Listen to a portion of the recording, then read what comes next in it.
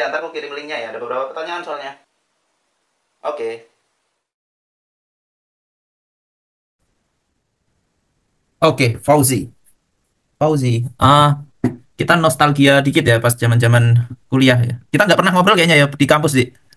Ngobrol cuma di lapangan futsal doang ya. Iya, ngobrolnya lewat gocekan aja lah. Lu gue Oh, gocek lah. pertama kenal Fauzi itu pas masih awal-awal di kuliah main futsal bareng Landu kalau nggak salah waktu itu masih awal-awal tuh. Masih belum masuk tim futsal nggak ngerti. Fauzi dulu masuk tim futsal sih. Masuk. Ya. Hmm, sekarang masih aktif futsal juga. Udah enggak sih. Karena teman-temannya sudah tidak. Maksudnya nggak ada timnya gitu, nggak ada orangnya kan. Biasanya Jadi komplek ada tuh kalau komplek nggak ada sih. Di sini nggak ada sih. komplek Fokus jualan kayaknya durian. isinya bapak-bapak semua ya. Iya. Ini sih apa namanya beberapa kayaknya udah hampir sebulan lah. Kulihat statusmu kan tentang belah durian terus kan. Literally belah Iya. belah durian ya, bukan belah durian yang Iya. konotasi ya. Iya. Tapi enaknya malam dah, belah durian. Nah, iya kan? Oh, Iya, kalau siang puasa. puasa Iya, makanya. puasa. Nggak bisa makan, nggak bisa nyicip. Iya Malam. benar-benar. Nah itu apa? Penasaran aku sih. Itu kan durian berarti kamu ngambil dari Banjarnegara langsung itu. Iya, betul. Wis impor dari sana langsung dan itu kayak apa partai besar gitu sih atau apa bawa motor gitu atau pasti pickup. Nggak sih, kita sistemnya naik bis. Jadi Oh berangkat dari gitu. sana, iya dipaketin pakai bis aja sih. Dan berangkat dari sana ya jam 5 sore sampai sini subuh lah, pol-polnya lah subuh atau jam Heeh. 4 atau jam 3 pagi lah. Itu Itu. apa? Berarti kamu ada apa teman petani ya di sana ya gitu. Iya, kebetulan teman SMP. Teman Teman SMP. SMP. Iya, Dia punya iya, kebun sendiri di sana. iya. Jadi Hmm. dia tuh sistemnya gini ndak. Eh itu teman SMP, eh dia dia pengepul ya kan, Hmm. dia punya teman petani-petani. Oke. Petani si A punya jenis apa, jadi banyak jenisnya duriannya. Jenis Oh. MS, yang satu jenis Jagger, yang satu jenis LK, yang satu jenis apa. Nah, sini sini gua kumpulin jenis-jenis itu, tapi gue sortir yang manis yang mana, yang masuk yang mana, yang cocok yang mana. Jadi nggak sembarang kita kirim kayak durian ya yang tipis-tipis apa cuma Heeh. manisnya doang gitu sih, yang benar-benar kita kualitas isinya ya, yang penting isinya ya durian tuh. Heeh, Jadi heeh. walaupun walaupun harga mahal, biasanya kalau maniak durian itu harga nomor dua, ya kan? Yang penting isi Hmm. dong kualitas. Hmm. Kalau orang yang suka durian, maniak durian harga 1 juta pun dibeli, Iya ya kan? benar. Benar. Iya. Penting kalau rasanya cocok ya udah ambil Dan itu gitu sih sih. yang aku seneng tuh tiap lihat statusmu ya, nggak tahu. Kayak muncul rasa kepuasan ketika apa buka durian terus klek klek klek klek klek, terus kelihatan dagingnya yang tebel itu kayaknya puas banget itu. Sayangnya Iya. masih belum bisa ngicipin ini. Itu apa namanya? Berarti kalau beda-beda jenis gitu satu kebun satu jenis gitu sih atau satu kebun bisa banyak jenis ini eh duriannya. Kalau di Banjarnegara itu perbukitan ya. Jadi Hmm, biasanya pohon durian itu di apa? Berarti kan dataran tinggi lah ya, bisa dibilang ya ya. kan, dataran perbukitan. Bukan kebun banget sekota kebun sih, tapi memang itu di situ penduduknya mayoritas memang punya pohon durian. Ah, Jadi oke. rata-rata iya, jadi ini rumah ya rumahnya kan namanya perbukitan nggak inilah ya, tersebar gitu, dan itu Hmm, ada pohon duriannya lah, banyak pohon durian gitu sih. Jadinya rata-rata mereka petani itu ya semua punya lahan masing-masing lah gitu, punya jenis masing-masing. hmm. Oh gitu. Berarti bukan memang spesifik apa kebun durian itu enggak ya berarti ya. Bukan, Dan itu nggak spesifik. Memang hutan durian sebetulnya kalau bisa dibilang. Enggak benar, saya pernah ke sana, Benda. Iya, pernah lihat langsung. Uh, eh, durian apa pohonnya itu tinggi-tinggi loh, Ndak. Bisa sampai 15-16 meter loh. iya Iya. kan kan Oh, dia kayaknya kalau kemarin tuh apa ya denger kan kalau dia ada berapa tahun gitu baru bisa berbuah secara optimal gitu kan dan itu pasti tinggi iya. kan. Iya. Setahun bisa 2 kali tahun. Antara ini kan saya tanya teman saya yang petani durian ya. Jadi Hmm, di bulan apa Januari Februari lah gitulah itu, oke. panen panen pertama ya. Hmm. Panen panen keduanya, panen rayanya di Agustus. Tuh. Nah, di sini Agustus katanya lebih bagus ndak dalam, karena katanya itu kata dia, durian ini Hmm. ya berbuah bagus kalau jarang hujan, ya kalau jarang Oke. hujan. Kalau di Januari Februari kan banyak hujan tuh. Ah, Nah kan berarti agak kurang bagus dalamnya dagingnya ibaratnya. Tapi kalau bulan ah. Agustus katanya lebih bagus sih itu, Bentar ini jarang bagus hujan. ini maksudnya lebih manis kah atau lebih tebel kah? Oh iya, itu mempengaruhi untuk rasanya, lebih manis ya. Terutama rasa sih. Mungkin kalau tebel hampir sama ya. Tapi yang penting rasa kan, kadang kalau Rasanya ya. mungkin iya anyep Ya kan Anjep kan kalau misalkan banyakan air mungkin apa Hmm, gimana gitu lah. iya. Ini kayak ini berarti kayak semangka kan juga gitu. Semangka itu dia kalau pas musim kemarau itu bagus-bagusnya tuh, paling manis tuh. Iya, iya. Mungkin kayak gitu kali ya. Nah, itu Iya. kalau kalau sejauh ini sih, tapi ini masalah selera ya. Jadi kalau sejauh ini yang beli durian di Fauzi itu kebanyakan yang suka ada pahit-pahitnya dikit atau emang yang manisnya apa ya? Bahasa Jawanya nyamleng loh. Ya kalau rata-rata kalau menurut saya sudah berapa nih? 20 kloter, dua Oh, puluh 20 kali kok. pengiriman. Ya kalau kita hitung satu pengiriman kan misalkan 20 lah. Ah, Kali 20 kloter udah berapa? Ratusan kan? ah, Ratusan buah saya buka kan. Ibarat. ah. Heeh. Kalau menurut ini masalah selera enggak? Kalau kamu nanya, Iya, oh kalau kebanyakan rata-rata oke yang manis yang pure, manis manis banget. bir ya. Ya, tapi ada beberapa orang yang saya pengen ada pahitnya lah dikit gitu ada. Tapi di Hmm, sini rata-rata di Kota Tangerang ini ya manis banget sih. Ya memang semua orang kan pengennya manis banget sih. Saya juga pribadi manis pure ya, manis banget lah ah. tanpa ada pahit-pahitnya. Aku suka itu. Mm. Itu Kalau yang biasa jenis Nanda apa tuh gimana yang Nanda? gimana? Kalau kamu gimana Nanda? Pengennya manis pure apa ada pahit-pahitnya dikit? Nah itu Oh aku iya. kalau yang ada pahit-pahitnya tuh lebih mantep tuh kalau gue rasa tuh. Cuman nggak tahu jenisnya tuh jenis apa. Nah ini kalau di apa Banjarnegara tuh yang agak ada pahit-pahitnya tuh biasanya jenis apa sih? Jenis Jagger juga ada Ada pahitnya ya. pahit-pahitnya ya. Ya macam-macam sih. Jagger, tumbuh MS, tumbuh. Jadi jeneng-jenengnya itu nama-namanya inilah Oh berarti ada aja. sebentar berarti itu semua apa durian lokal ya? Lokal, lokal semua itu. Tapi gede-gede banget ya. Kayak ada yang bentuknya kayak montong ya. Yang di Ya status tuh. ada.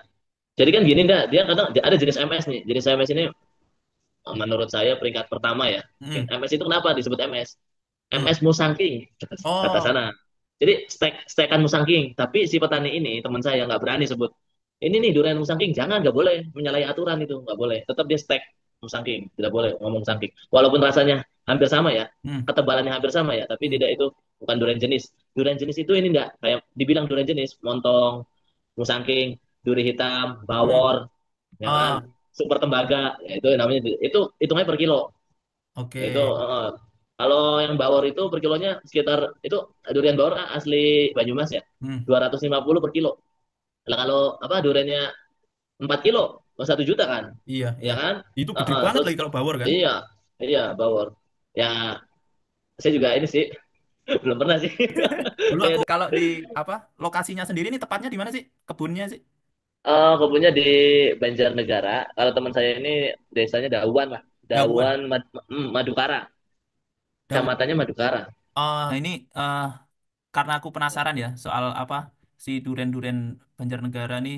Kemarin aku sempat iseng-iseng bikin ini sih, apa namanya? Ya Plottingannya ini yang tampil ini data elevasi ini. Berarti dia tadi kan disebut lokasinya daerah perbukitan ya. Jadi ya. kayaknya memang bener gitu daerah perbukitan nih. Sebentar.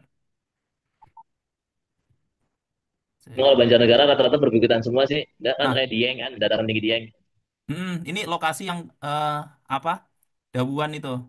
Ya, Ini yang hitam itu berarti di kaki gunung lah ya. Dia ya nggak betul. melebihi di Ya, gunungnya gitu. ya betul, ya betul. Berarti memang dataran tinggi ya. Antara 500 sampai 1000 mdpl lah ini mungkin. Nah, itu ini sih aku jadi apa namanya? Muncul pertanyaan tadi kan dibilang eh, periode musimnya itu di Januari Februari yang itu adalah mungkin puncak musim hujan di sana mungkin. Terus sama Juli Agustus ya, yang itu puncak musim kemarau gitu. Nah, itu Ya, ya. eh, apa pernah nggak di sana itu kayak musimnya itu eh, lebih dari dua gitu puncak musimnya gitu puncak musim durennya gitu misalkan di apa April gitu tiba-tiba apa produksi durennya itu meledak gitu di di di luar dari dua puncak musim tadi pernah nggak kayak gitu. Oh, kalau itu saya kurang paham juga ya. Tapi Hmm. malah kalau jadi gini dah, sekarang durian lokal mungkin durian lokal udah mulai habis ya. Hmm. Tapi kayak durian jenis kayak montong, bawor itu sekarang nih beralih gitu. Bisa juga itu sekarang nih. Kayaknya Ada ada stoknya. kalau durian jenis ini kan dia yang apa mungkin bisa dibilang dari hasil rekayasa genetika gitu mungkin dia Iya, iya. kayak musimnya itu juga bisa sepanjang tahun bisa jadi tetap ada gitu Bisa. kali ya. Iya, iya Iya kan. bisa. Iya benar. Iya benar Oh. dah. Jadi dia kayak khusus lah, bahkan lahan khusus kali ya.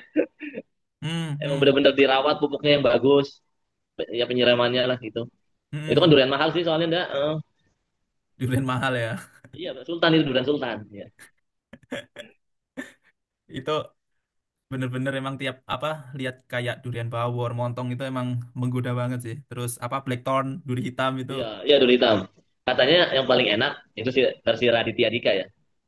Duri hitam tuh. Blackthorn Hmm, itu tuh paling paling enak di antara Musang King, Musang Queen, ada Musang Queen, hmm. Bawor, wah semuanya itu yang paling lezat lah pokoknya. Itu kalau apa namanya yang dijual di kan banyak tuh ya di TikTok, di Instagram itu kan banyak mereka jualan lewat bukan jualan, istilahnya promo jualannya lewat itulah kanal-kanal itu gitu. Itu kadang harganya sampai nggak masuk akal ya yang tadi kamu sebutin jutaan gitu. Dan Iya, duri hit. ada aja yang Hah? beli gitu memang pecinta durian Iya. gitu. Iya, kalau maniak susah sih enggak. Mau harga berapapun, tiap hari makan pun ya ada di sini. Beli lagi, beli lagi. Kalau di Banjarnegara selain kayak durian mentahnya gitu, ada olahannya juga nggak sih di sana? Kalau di Sumatera kan ada yang dibikin apa fermentasi itu, apa namanya lupa ya. Iya. Jadi kayak sayuran gitu. Tempoyak, tempoyak kan ya? Tempoyak, tempoyak. Ya, tempoyak. Kalau Kayak di dodol, dodol. dodol durian kalau di sana? Di sini sih aku jarang sih nggak pernah ini nggak pernah Mm, lihat gitu maksudnya. Tapi kalau di Kalimantan iya tuh ya, ada itu dodol, duren gitu. betul.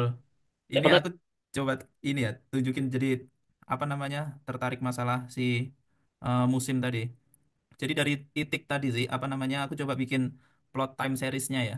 Ini tuh ada pola menarik nih. Jadi apa ini di pas titik di Desa Dawuan di Kecamatan apa tadi Madukara ya, ya Banjarnegara. Madukara.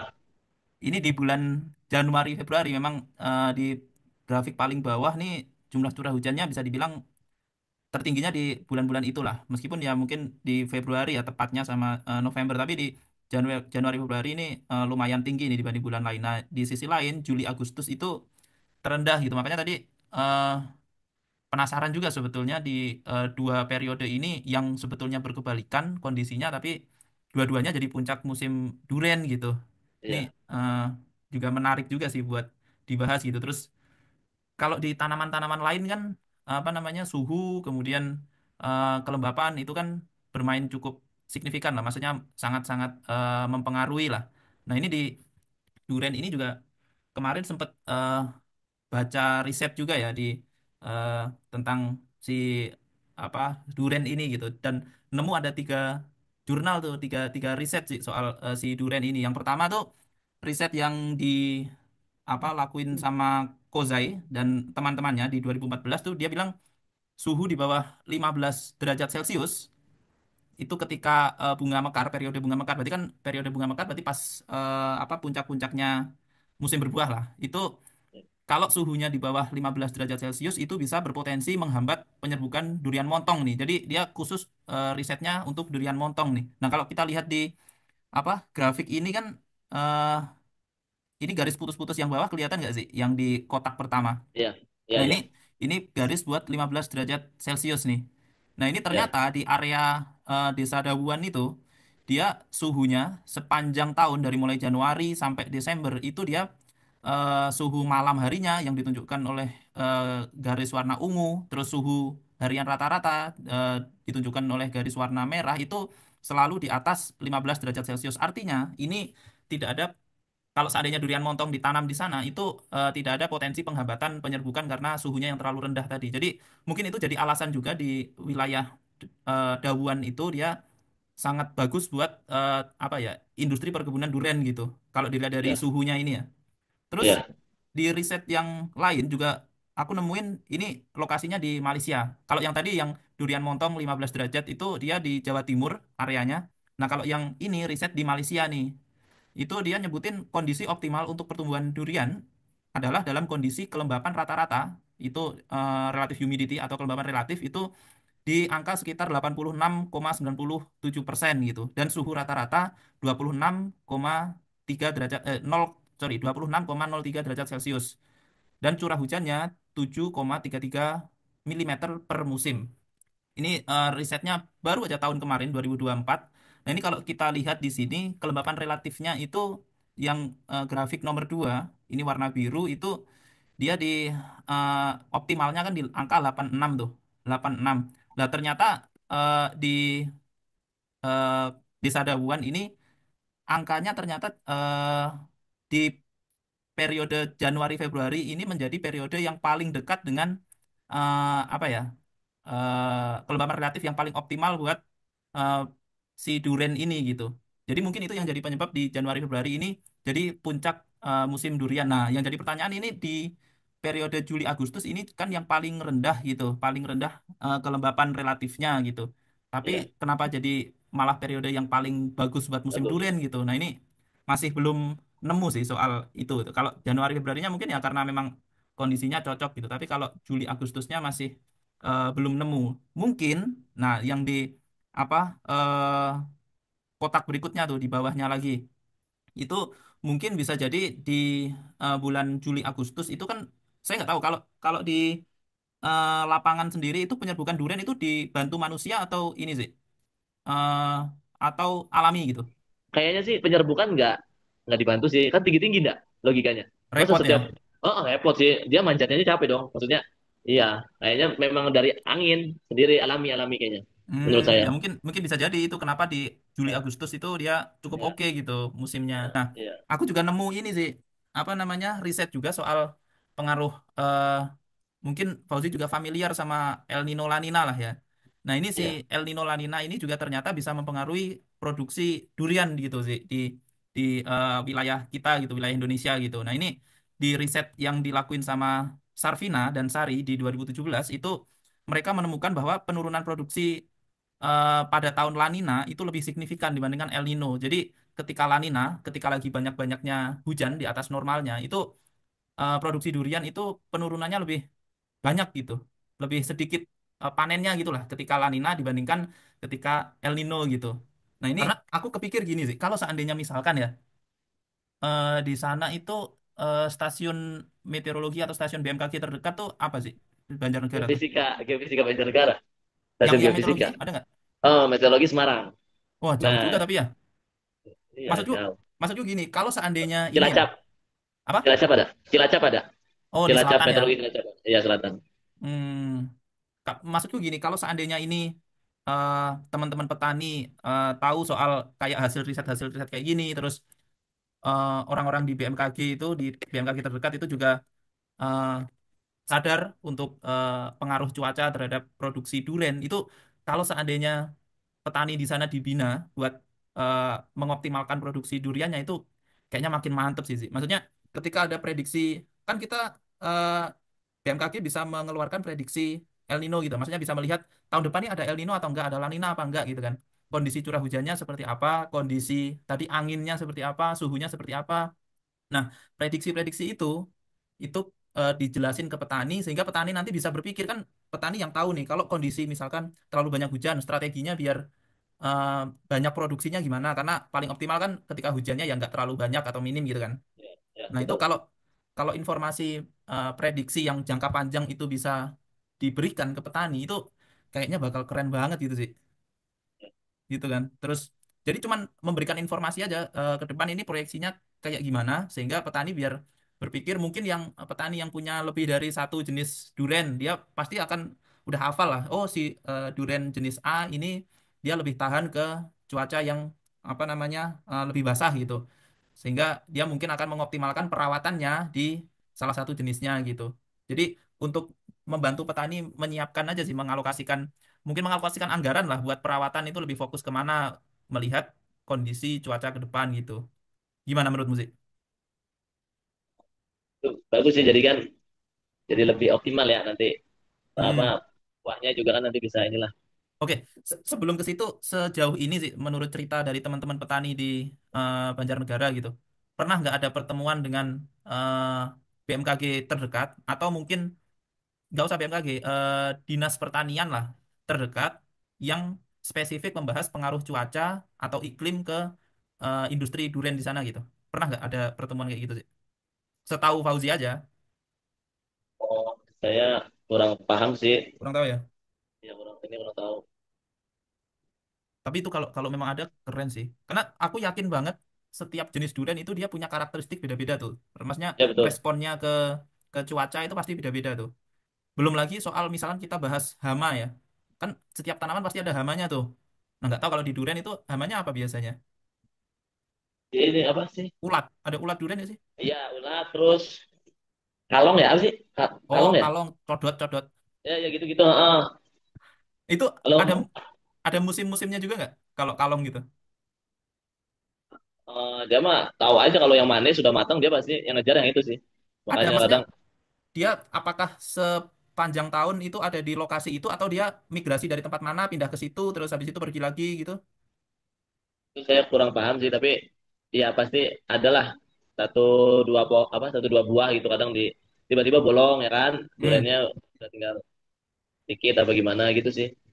Tapi eh, kalau di apa buah-buah lain yang biasanya kalau yang dibolongin sama hewan itu kan yang udah teruji emang enak tuh. Kalau di Iya durian betul, sama juga nggak?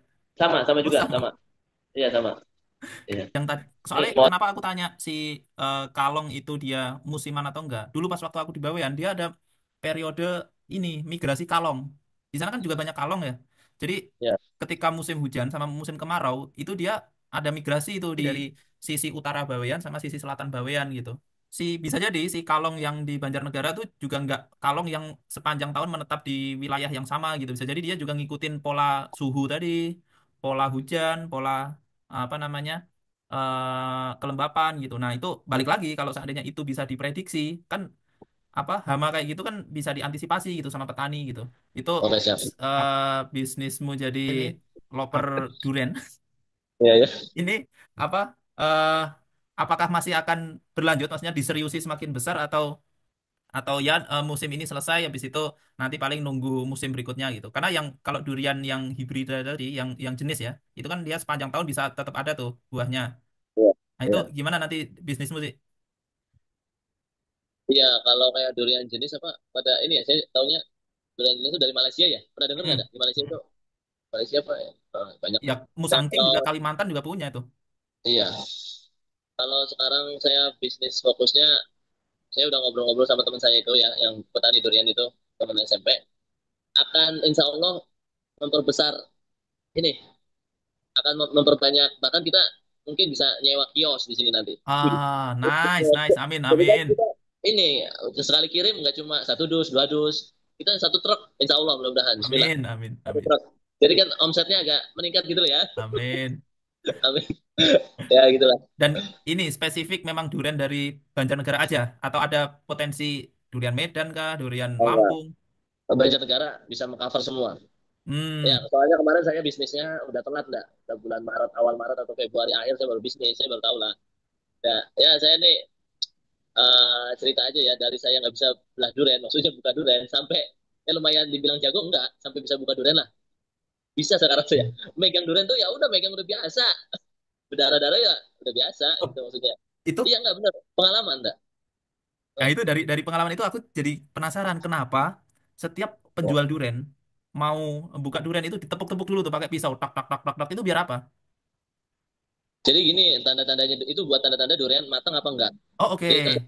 kalau udah matang itu kayak bung bung bung dalamnya kayaknya udah kayak kopong, kayak suara Oh, kayak kopong. Tapi kalau karena masih masih mentah, masih suara tuh dalam, buk buk buk itu udah suaranya dalam. oh, Iya. mungkin Jadi karena kalau ini udah ya apa?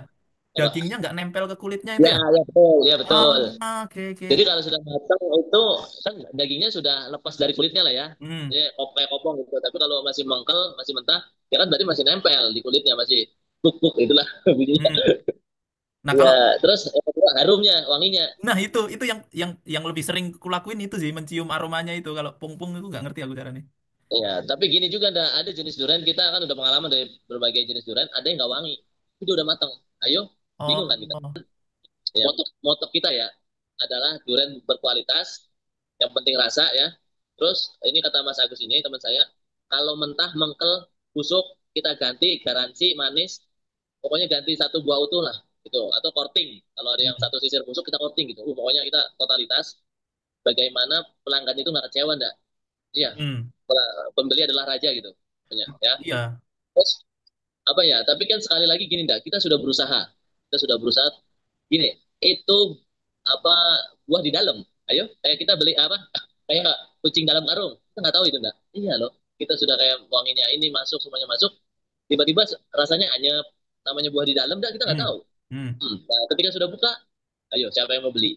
Kalau bisa, ya maksudnya manisnya misalkan ada yang kurang lah, apa gimana? hmm, Padahal itu manis. Tapi kata orang itu manisnya nggak sekuat inilah. Akhirnya nggak jadi dibeli. Pokoknya pengalaman menemui apa pembeli itu saya ya belajar sih, sekali lagi namanya dunia bisnis itu kita belajar ya.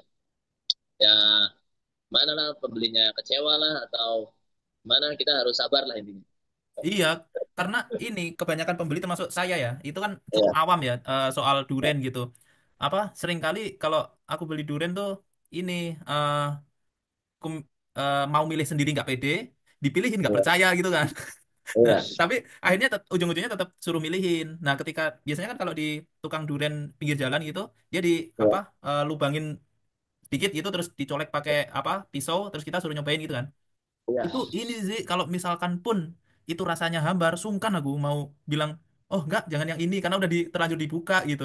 Nah, makanya tadi kalau seandainya di Fauzi itu memang bisa menjamin, "Oh, ini apa durennya yang kami jual itu duren terbaik, duren yang memang layak untuk dikonsumsi, bukan duren yang masih mentah terus dijual." Itu oke banget sih, sih.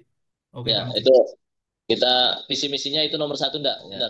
Hmm, Tapi Masya Allah, keren keren sih. Aku tiap ada teman yang dia punya usaha baru tuh seneng aku kayak teman kita Agus Min kan dia punya usaha ini toko buah oh besar iya juga iya tuh, seneng juga aku lihatnya. Tapi yang iya megang istrinya. Terus oh iya ada teman kita juga Didi Junaidi Misbah itu dia oh iya itu tuh rental rental mobil. mobil. Iya, keren tuh Seneng mantap juga tuh. aku. Iya iya. Keren keren keren. Ya oke lah sih, semoga bisnisnya ini makin besar. Nanti kalau ada kiosnya, Amin. insya Allah saya main lah ke kiosnya. Karena Ya, siap, termasuk ini, siap. saya sama istri itu pecinta durian, Oh ya maniak ya. Ya mania. penikmat. Ya. Karena kan kalau duren kan katanya cuma ada dua sekte itu, dua kelompok kan. Kelompok yang Iya suka banget duren sama nggak suka banget duren. Nggak ada yang tengah-tengah tuh katanya nggak ada tuh. Nah saya termasuk yang suka banget duren tuh. iya ya, siap. Oke, oke, Ya, makasih Fauzi. ya sama-sama.